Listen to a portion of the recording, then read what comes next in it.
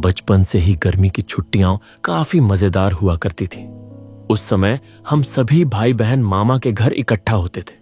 शहरी भीड़भाड़, ट्रैफिक और छोटे छोटे कमरों को छोड़कर आंगन, बगीचा, सीढ़ियों वाला कमरा, कुएं का किनारा और पक्के घाट पर घूमना फिरना हमारी दिनचर्या बन जाती थी। लेकिन सबसे बड़ी ख्वाहिश होती थी छोटे नाना की कहानियां सुनना। छोटे नाना यानी मेरी माँ के पिता के चचेरे भाई। उन्होंने कभी शादी नहीं की, दिन भर किताबों में डूबे रहते थे। पराशर नाना को भूतों की कहानियां पढ़ने का जबरदस्त शौक था। वो दिन भर अलग अलग किताबें पढ़ते और फिर ढेर सारी कहानियां बनाकर हमें सुनाते। कभी आधी रात को आम के बाग में भूत की कहानी, तो कभी अनिशी के पुकारने की दास्तान। सुनते हुए डर से रोंगटे खड़े हो जाते थे, लेकिन उनकी कहानियों की जादुई पकड़ के कारण उठने की हिम्मत नहीं होती थी। गर्मी की छुट्टियां खत्म होने पर आंसुओं के साथ घर लौटना पड़ता था। फिर अगले साल का इंतजार। कभी कभी चिट्ठियां आती थीं, लेकिन वे बड़ों के लिए होती थीं। हमारा बचपन सच में बहुत मजे में बीता। लेकिन ये सब आज से 20-22 साल पहले की बातें हैं। शहर की व्यस्त जिंदगी और पढ़ाई लिखाई के दबाव में मामा के घर जाना भी कई सालों से नहीं हो पाया। माँ बाबा की उम्र भी बढ़ गई है, अब उनका शरीर साथ नहीं देता। इतना लंबा सफर उनके लिए आसान नहीं रहा। और वैसे भी नानी और छोटे मामा एक एक करके सब अतीत बन गए। उस घर में अब पहले जैसी रौनक नहीं रही। जिंदा बचे हैं बस बड़े मामा, मामी और छोटे नाना। लेकिन उम्र के बोझ से दबे छोटे नाना अब बिस्तर पर हैं। मामी की तबीयत ठीक नहीं रहती। उधर बाबा के जोड़ों का दर्द भी बढ़ गया है। कोलकाता से सितखाली तक का लंबा सफर बाबा के लिए मुश्किल होगा। इसलिए अब मुझे ही जाना होगा मामा के घर। बड़े होने के बाद पुराने आकर्षण कुछ फीके से लगने लगते हैं। पहले जहां मामा के घर जाने की खबर सुनते ही खुशी से उछल पड़ते थे, अब वैसा कुछ महसूस नहीं होता। शहरी जीवन की भागदौड़ और मोबाइल फोन की वजह से अब सभी रिश्तेदार बस एक कॉल की दूरी पर हैं। लेकिन जब भी छोटे नाना के बारे में सोचता हूं, मन बेचैन हो उठता है।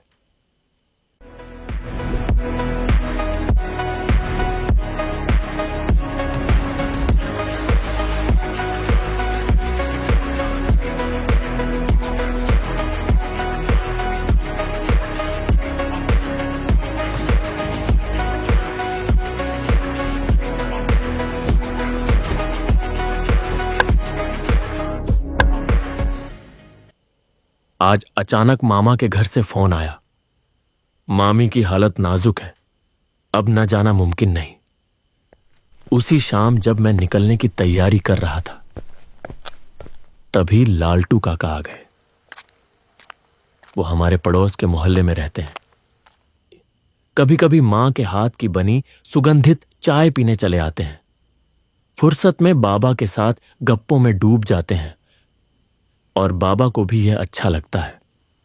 कभी कभी हमारे बैठक खाने में लंबी महफिल जमती थी। ऑफिस से लौटकर मैं भी जुड़ जाता था। लालटू काका हर विषय पर जानकारी रखते हैं, लेकिन कट्टर नास्तिक हैं। भूत भगवान कुछ भी नहीं मानते थे। साल भर घर आते जाते हैं, लेकिन सत्यनारायण पूजा या लक्ष्मी पूजा के दिन कभी नहीं दिखते। मां इसलिए बहाने से पूजा का प्रसाद, आम खाने पीने की चीज बताकर उन्हें देती थी। तो खैर, उस दिन काका आए। जब उन्हें पता चला कि मैं इतनी रात को ठंड में सितखाली जा रहा हूं, तो उन्होंने कहा, अकेले जाने की क्या जरूरत है, चल मैं भी चलता हूं। यहां जरूरी है कि मैं राम प्यारी के बारे में बताऊं। काका की प्रिय ब्लैक एम्बेसडर कार बहुत पुरानी गाड़ी है। बचपन में हम मजाक में कहते थे, रानी विक्टोरिया देश छोड़ने से पहले इसे काका को देकर गई थी। काका इस गाड़ी का बहुत ख्याल रखते हैं, इसलिए उन्होंने इसे प्यार से राम प्यारी नाम दिया है। इतनी रात को अकेले जाने के बजाय किसी का साथ होना बुरा नहीं, सो मैंने भी मना नहीं किया। बाबा को भी थोड़ी तसल्ली मिली। काका और मैं मिलकर सितखाली की ओर निकल पड़े। करीब 2 घंटे कार चलाने के बाद हम जंगल के रास्ते पर पहुंचे। चारों ओर घना जंगल, बीच में चौड़ी पक्की सड़क। यह रास्ता सीधे बागदा होते हुए बनगांव की ओर जाता है, लेकिन हमें सित खाली जाना था। उधर जाने में लंबा चक्कर पड़ता, इसलिए जंगल के भीतर से 2 किलोमीटर का एक शॉर्टकट लिया। घने जंगल के बीच रात के समय कार चला रहे थे। ठंडी सर्दियों की रात थी। घड़ी में करीब 9 बज रहे थे। कार के सारे शीशे बंद थे। हेडलाइट की रोशनी मुश्किल से 10 फीट तक दिखा रही थी। उसके आगे सब धुंधलाया हुआ। जैसे जैसे आगे बढ़ रहे थे, कोहरा और भी घना होता जा रहा था। फॉग लाइट जलाने के बावजूद ज्यादा फायदा नहीं हो रहा था। जंगल में जंगली सुअर, हिरण और शायद दूसरे जानवर भी थे। कभी कभी कोई ना कोई जानवर सड़क पर आ जाता। घने अंधेरे में उनकी आंखें चमकती हुई दिखती। कुछ देर पहले ही एक को टकराने से बचाया था। घर अब और कितनी दूर है? काका ने पूछा। मैं भी तो बहुत दिनों बाद इस रास्ते पर आ रहा हूं, ठीक से याद नहीं आ रहा। जब आखिरी बार आया था तब यह सड़क इतनी अच्छी नहीं थी, इतनी चौड़ी भी नहीं थी। मुझे जितना याद है, दाईं ओर एक कच्ची सड़क आएगी। वहां से अंदर घुसकर 5 मिनट में घर पहुंच जाना चाहिए। तू उस दाईं तरफ की कच्ची सड़क को पहचान पाएगा ना? एक शिव मंदिर था और कुछ झाड़ छंखाड़ थे। वही लैंडमार्क था। सड़क चौड़ी करते समय मंदिर को कहीं और हटा दिया तो लगता है कि अब उस रास्ते को पहचान पाना मुश्किल होगा। तब क्या होगा?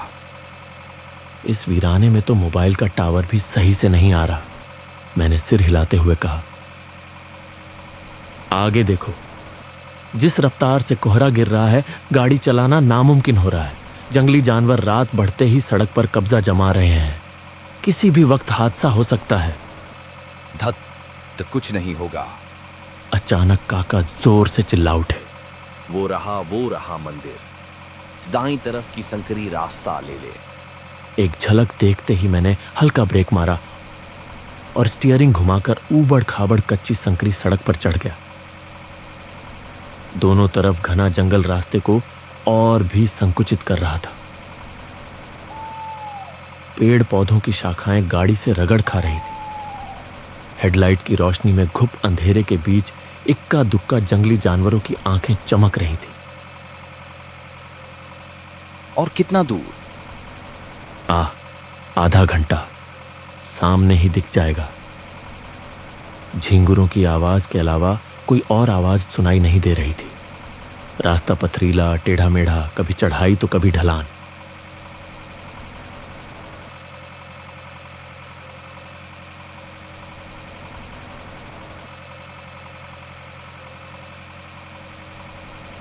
अचानक बड़ी सड़क पर चढ़ते ही एक ट्रक बेकाबू होकर हमारी ओर तेजी से बढ़ने लगा। हड़बड़ी में मैंने गाड़ी को बाएं घुमाया, लेकिन तभी गाड़ी एक बड़े पेड़ से टकरा गई। जोरदार झटके से मैं सड़क के किनारे जा गिरा।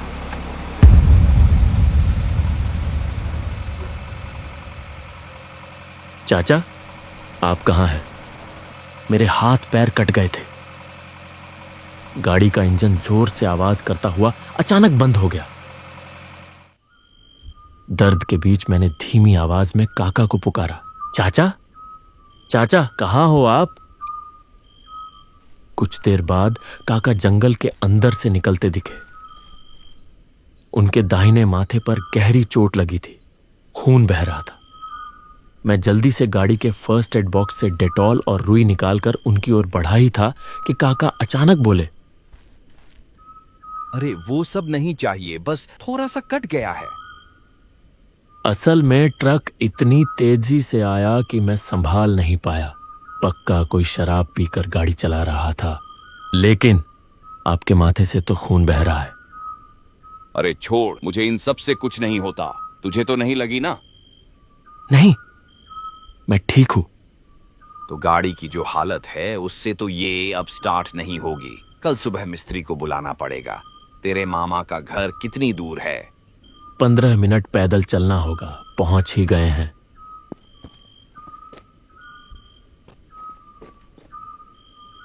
थोड़ा आगे बढ़ते ही एक मोड़ आया